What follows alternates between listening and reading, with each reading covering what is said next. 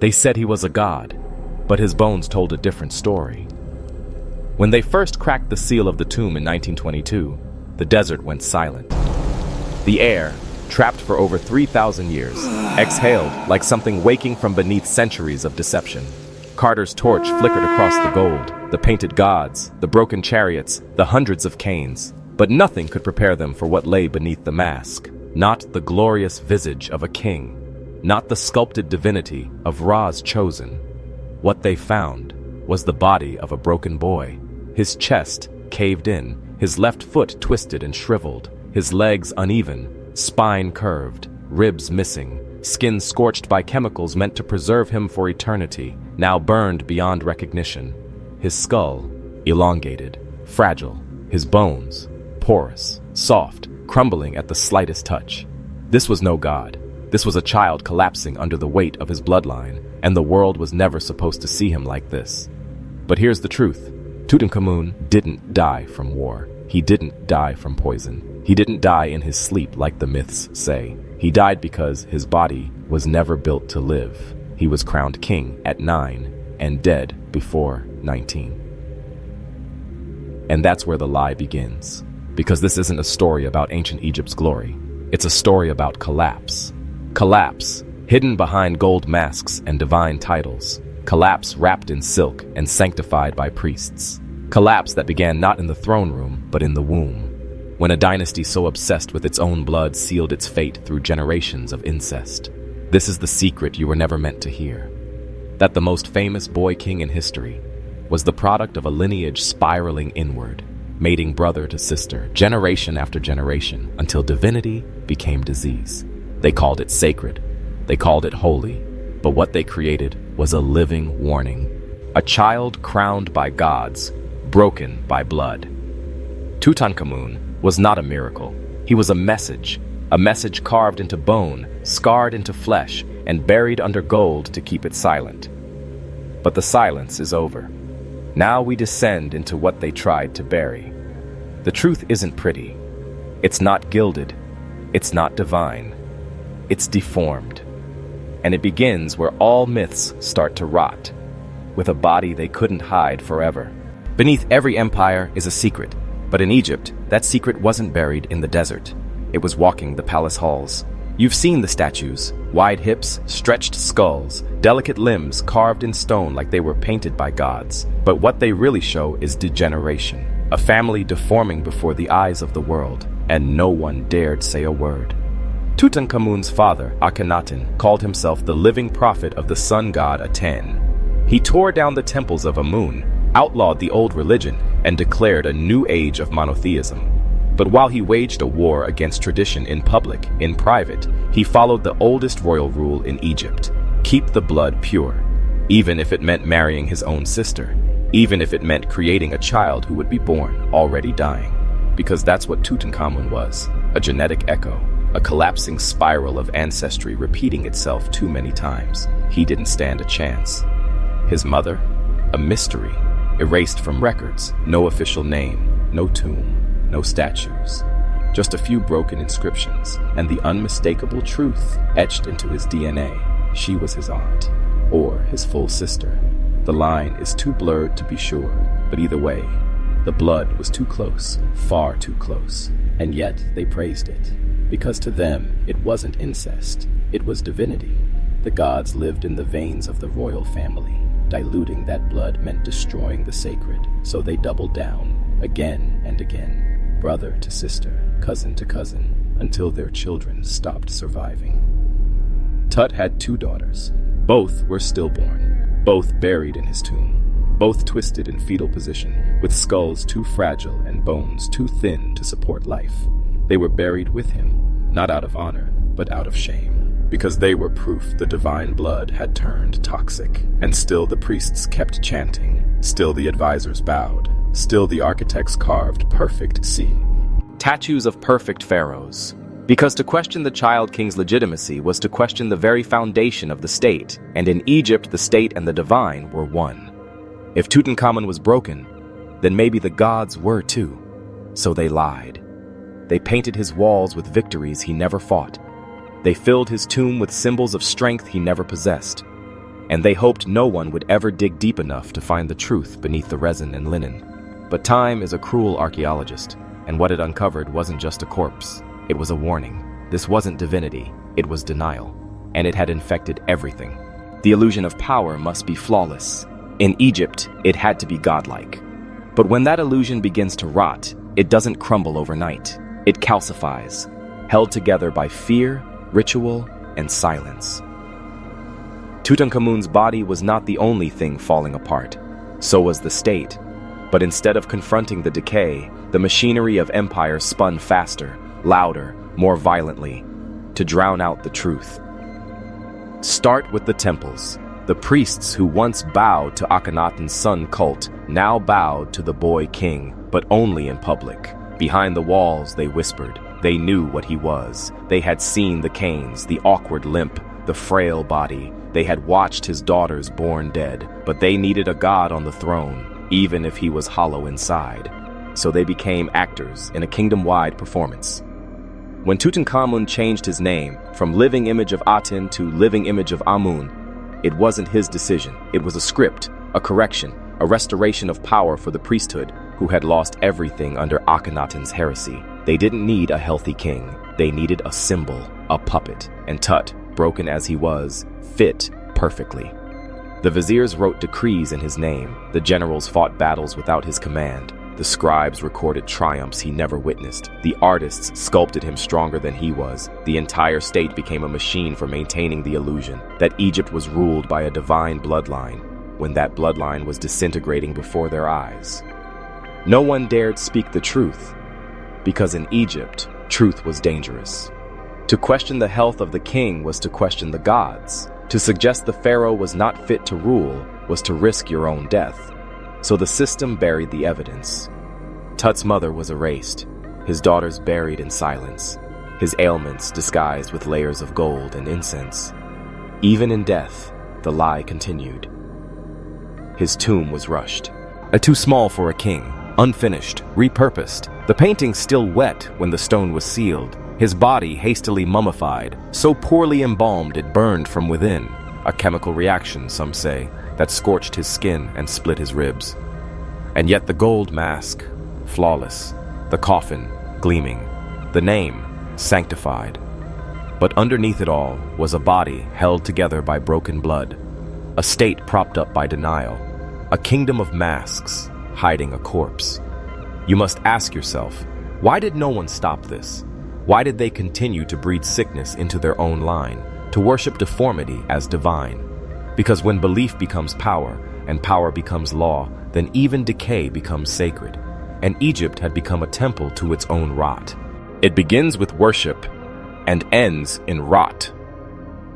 Egypt's royal family didn't just claim to represent the gods, they claimed to be the gods, living deities in flesh, chosen by Ra, born from divine seed. That myth held up an entire civilization. But what happens when the body of your god begins to fail? What happens when your divine child king can't walk without a cane? When his chest caves in, his limbs twist, and his voice never deepens? The answer is simple. You lie. You double the incense. You add another layer of gold. You commission hymns so loud they drown out the wheezing breaths of the boy behind the throne. You sculpt perfection over deformity and punish those who see past it. That's what Egypt did. They couldn't afford the truth.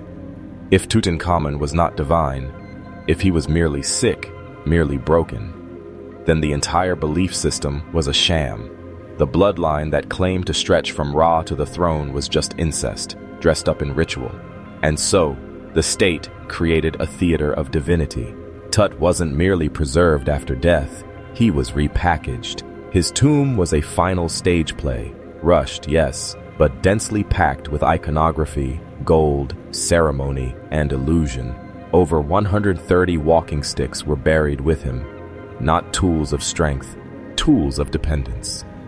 They painted him as a warrior standing in a chariot, but forensic scans show he could barely stand at all, let alone fight.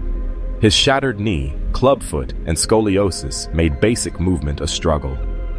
He was a god who couldn't walk unassisted, but this fact could never be allowed to live.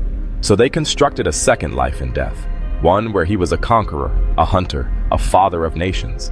Never mind that his children were born dead, never mind that his wife, his half-sister, likely watched him deteriorate year by year, knowing what lay ahead if she bore his heir.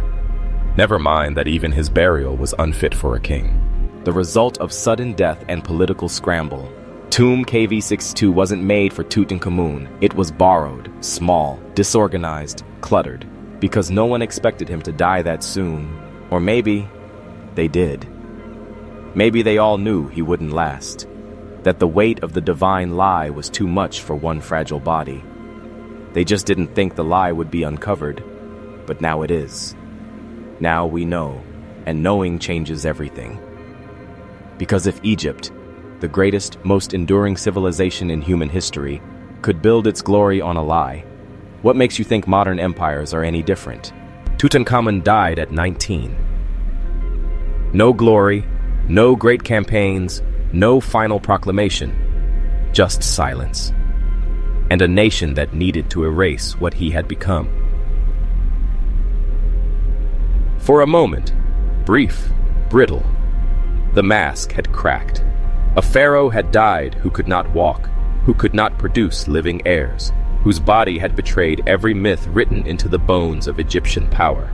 And the priests, the viziers, the generals, all those who had worshipped him while he lived, now had a problem. They had to bury a god, but they also had to bury the truth. Tut's death wasn't just the loss of a king. It was the collapse of a lie that had kept Egypt standing. The lie that divine blood was sacred, that incest preserved holiness, that deformity was never weakness, but a mark of closeness to the gods.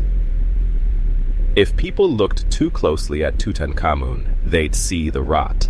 So they didn't just bury him. They tried to erase him. His name vanished from official lists of kings. His monuments were neglected.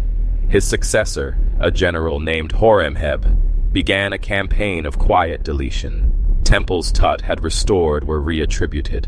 Images of him were chiseled out, hymns rewritten, inscriptions altered. His own tomb left half-finished, crammed with furniture and gold meant for someone else. The boy who had once been the face of divine rule was now a liability, and Egypt purged him from memory. It worked, for a time. Tutankhamun became a ghost, forgotten for over 3,000 years, his name unspoken, his lineage buried beneath layers of dust and denial, the last remnant of a dynasty that had fed on itself, until it consumed the last of its strength. But nothing stays buried forever. In 1922, Howard Carter broke the seal, and the silence shattered. Inside that modest tomb were treasures so blinding they stunned the world. A golden death mask, thrones, chariots, jewelry, all of it screaming divinity. But at the center of the Elf, behind the dazzling myths, lay the corpse of a boy who never stood a chance. X-rays and CT scans revealed the truth no one wanted to see. The bone disorders, the genetic mutations, the infected fractures, and most damning of all, the unmistakable signs of inbreeding. The blood of the gods had turned toxic. It was never divine. It was incest, institutionalized, not out of desire, but desperation, to preserve control, to keep power sealed within a single bloodline, no matter the cost. And the cost was Tutankhamun, a boy god, born broken, sacrificed not to the gods, but by them, or rather, by those who pretended to speak for them.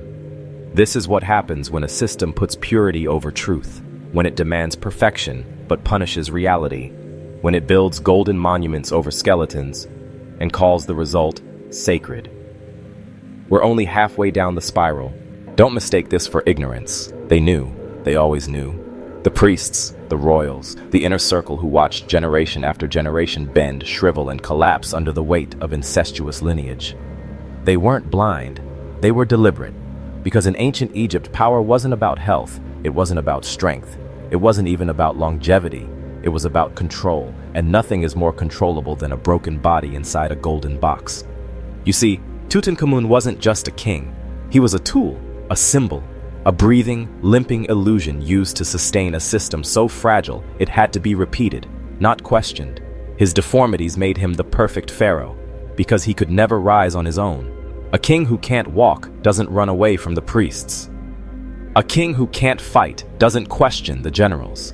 A king who can't produce heirs doesn't rewrite the line of succession. He becomes a puppet, and the strings were held by those who claimed to worship him. Akhenaten, his father, started the spiral. He wasn't just a revolutionary sun prophet, he was the architect of collapse. He rewired religion, stripped the priesthood of its power, and replaced 1,000 gods with one, Aten, the sun disk. But revolutions breed instability, and instability breeds desperation. To protect the illusion of divine rule, Akhenaten doubled down on the incest. He married his daughters. He bred only within the royal line. He turned his palace into a petri dish of fragile heirs, and Tutankhamun was the result, the final experiment. An experiment that failed. So they erased the father and crowned the son. But the son was worse. His bones cracked, his foot curled, his blood boiled with mutations. His body refused the myth written around it, and the court had to scramble. They surrounded him with caretakers, regents, and scribes. They ghost-wrote his edicts. They steered his reign. They smiled and bowed and praised his divinity, all while knowing that his time was short.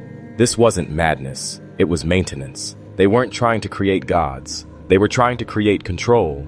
And what better way to ensure it than by breeding rulers too sick to resist? In a twisted way, it worked. Tutankhamun never staged a coup. He never challenged the priesthood. He never declared a vision or led a war or outgrew his handlers.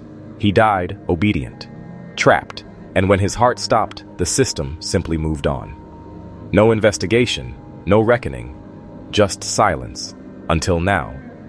Because now we're starting to see the pattern, and it's not just Egypt. Every empire, ancient or modern, finds its own way to breed obedience. Maybe not through incest, but through control. Through systems that reward submission and punish strength. Through cycles that eat their own to preserve the illusion. And if you think we're immune today, think again. They wore white linen and walked in silence. They were not kings, but they held the power to unmake one. And they did. These were the priests of ancient Egypt, the gatekeepers of gods, the architects of control.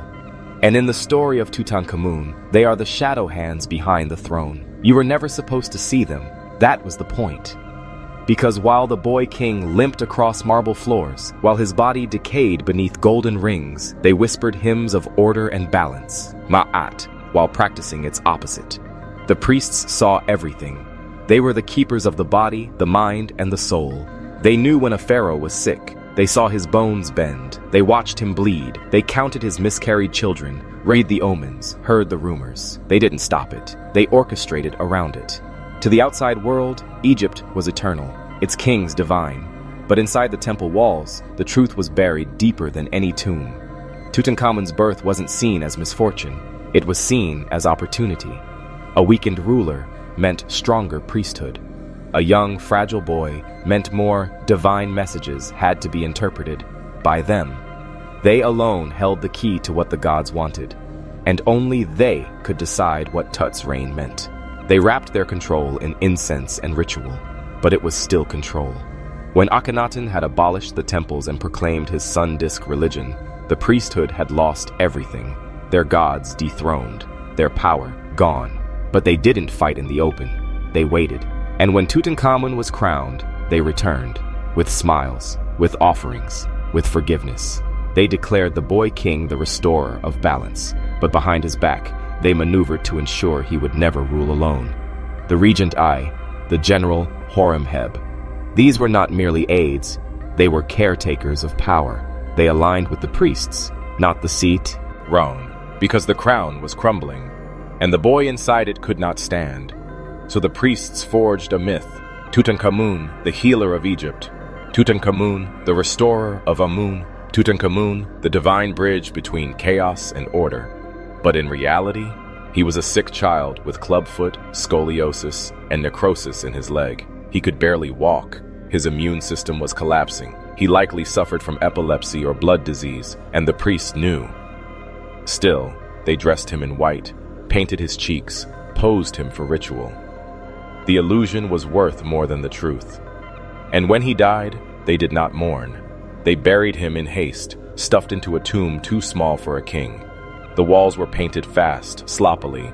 The mask was made not for him, but for someone else. His legacy was erased, then rediscovered only by accident, 3,000 years later. And we call him the Boy King. But that's a distraction. He was never meant to rule. He was meant to be ruled through. Tutankhamun was not a pharaoh. He was a mask worn by the real power, the priesthood that made and unmade kings, that whispered divine order while practicing generational control. They called it tradition. They called it sacred.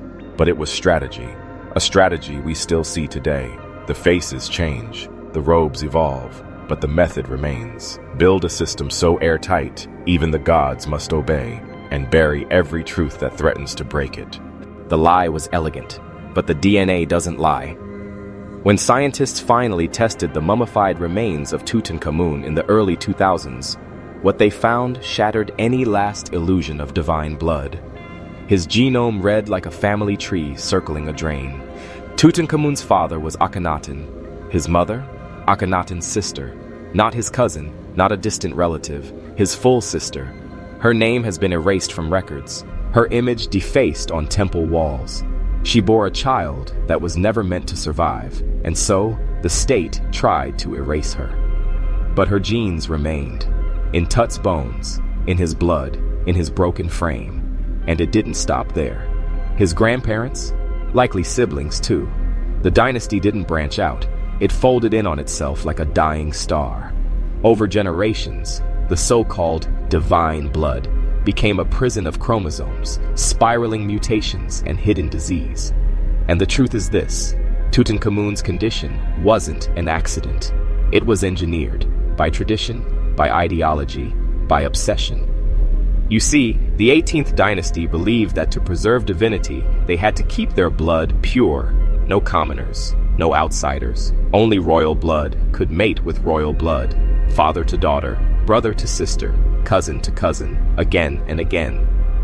But pure blood is a myth. In reality, it's fragile. It's loaded with recessive genes. It corrodes from the inside, and with every generation, the cost grew higher. Tutankhamun was born with congenital scoliosis, a severe clubfoot, necrosis in his left leg, rotting the bone from within. His immune system was compromised, likely from genetic disease. His spine curved unnaturally, his skull elongated, his hips deformed, and his teeth misaligned, crowded, and malformed. He walked with a cane by age 12. By 18, he was dead. And still, the cult of blood continued. Tut's wife, his half-sister, gave birth to 2 daughters. Both were stillborn, mummified.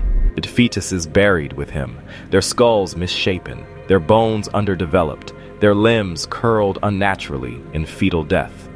It was generational collapse, but the court didn't call it that. They called it divine mystery. They performed rituals over corpses that never lived. They sang hymns to the gods they claimed had blessed this spiral of decay. They blamed fate. They never blamed themselves. And so the spiral went on. But let's call it what it really was. This wasn't just royal tradition. This was biological suicide. A kingdom feeding itself to its own mythology. And for what? To protect a story. To keep the illusion of divinity alive long enough to keep the system standing. Because if the gods could die from incest, what else might be a lie? What other sacred truths were built on silence? What happens when you read the bones and find not holiness, but horror? The silence of the empire. Imagine an empire watching its gods decay and saying nothing. Imagine a priesthood that sees deformity in every heir and calls it divine. Imagine a civilization so addicted to the illusion of sacred blood that it lets its kings rot in silence, while the gold keeps flowing. That was Egypt. And that silence was not ignorance, it was protection. Because the truth about Tutankhamun and the dynasty that made him didn't just threaten a family, it threatened the entire order. If the pharaoh was flawed, then maybe the gods weren't speaking through him. If the bloodline was broken, then maybe the divine wasn't in the veins. It was just in the story. And stories are fragile. So the state locked the truth behind walls of incense and ritual. The boy king was buried in haste, his tomb unfinished, his memory scrubbed of scandal. His name was carved over older kings, rewritten to fit political tides. They buried him with hundreds of canes, not swords, with ointments, not weapons, a crippled god, lacquered in denial. And for centuries, it worked. The world forgot. His tomb went undisturbed for over 3,000 years, sealed beneath rubble and time. The priests succeeded, the empire continued, the story held, but the bones remained, and bones don't lie. When Howard Carter cracked open the tomb in 1922, he wasn't just discovering gold and splendor. He was uncovering a cover-up, a failed experiment of divine incest, a kingdom that mistook blood for holiness and collapsed into itself. The sarcophagus wasn't a monument, it was evidence. The priests had built a religion around the body of a boy who couldn't stand. They built temples to him, knowing he was sick. They forced statues to lie, to carve strength into a face that had never held it. Why? Because to admit the truth, that this god was broken, was to admit all gods could break. And then what? Then the taxes stop. Then the slaves question the whip. Then the generals look to each other and wonder if they too can be king. The illusion shatters. So they sealed the tomb, buried the secret, let the sands cover it. But they didn't count on us coming back. They didn't count on modern eyes, modern tools, modern DNA, unraveling the thread they spun so tightly. Now we see. Now we know. But the real question is, what systems today are built on the same lie? What bodies are broken to preserve illusion? What myths do we bow to, even as they rot from within? Look around you. Not at the past, but the present. The spiral that consumed Tutankhamun didn't die in his tomb. It evolved. It adapted. It changed faces, languages, costumes. But the core stayed the same. A system built to feed itself, even if it destroys the bodies of its own children. You think the concept of divine bloodlines is ancient?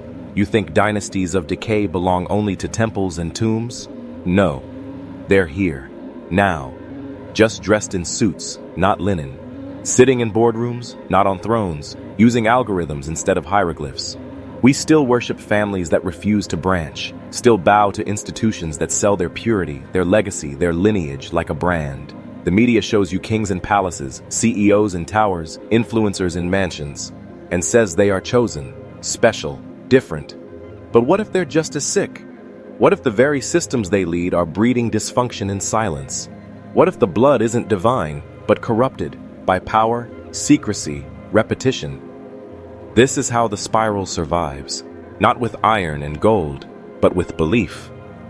Belief that pedigree means purity, that wealth equals wisdom, that influence equals enlightenment, and when their children suffer, when the truth slips through the cracks, it's rewritten, buried, covered with luxury and smiles. Just like Tutankhamun, a sick boy buried in gold to hide the sickness. And you are taught to envy the gold, not question the sickness, to worship the image, not the evidence, to believe that power comes from above, not from within. But here's the truth they never wanted you to hear. The spiral is a lie. Bloodlines do not make gods, they make prisons. And every time you believe that success must come from pedigree, that greatness must be inherited, you feed the spiral. You are not meant to inherit greatness. You are meant to forge it with sweat, with pain, with truth. That is the rebellion. That is the crack in the tomb wall. And here's where we make it count. If you've made it this far, you're not the same. You've seen behind the mask. You've read the bones. Now I want you to type the phrase "divinity is decay" twice in the comments. Not just for the algorithm, but for the transformation. Because this knowledge changes you. It wakes something up. You're not a worshiper anymore. You're a witness. And now the question becomes, what will you do with what you've seen? Will you look away, like the priests once did? Or will you step deeper into the forbidden? Because this spiral isn't over. It's all around us. And now that you've seen it, you'll start to recognize it. Everywhere. Behind the curtain, beneath the gold, inside the mask. The truth is never far. It's just buried, waiting for someone like you to dig.